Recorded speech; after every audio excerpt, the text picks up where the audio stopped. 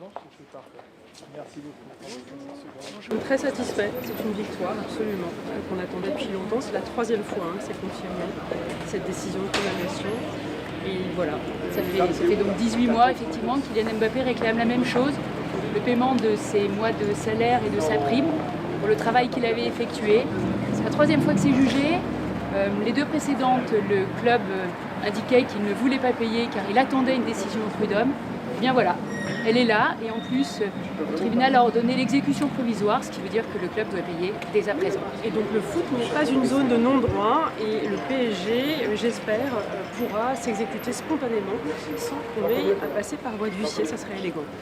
Mais là, c'est vraiment que sur le salaire, c'est les 55 millions d'euros. Nous avons tout fait pendant plus de 18 mois pour réduire ce litige à ça, au mois de salaire et à la prime qui était due.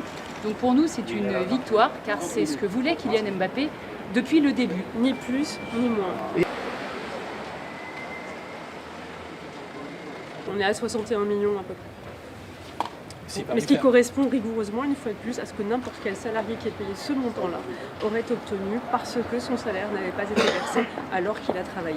Et sur lesquels, comme vous le soulignez, effectivement, des impôts seront payés. Mais d'ailleurs, depuis Et les le début, cotisations sociales, d'ailleurs, par le PSG. depuis le début dans cette histoire, il était important de comprendre qu'un quart des sommes demandées vont dans la poche du joueur, quand les trois quarts vont dans la poche de l'État. C'est pas du tout un enjeu personnel, c'est vraiment l'idée qu'il y a un principe fondamental, lorsqu'on exécute un travail, on est payé pour ça. Et c'est vrai pour tous les joueurs professionnels, c'est vrai pour tous les salariés qui fonctionnent là-bas. Tu te mettes sur le côté, ouais, voilà, super. On a souvent entendu le chiffre de 55 millions. Et bien là viennent s'ajouter les congés payés qui allaient avec ces sommes. Ils ont toujours prétendu le contraire, ils ont toujours prétendu qu'ils voulaient une décision des prud'hommes. Elle est là et elle est sans appel, si vous permettez l'expression.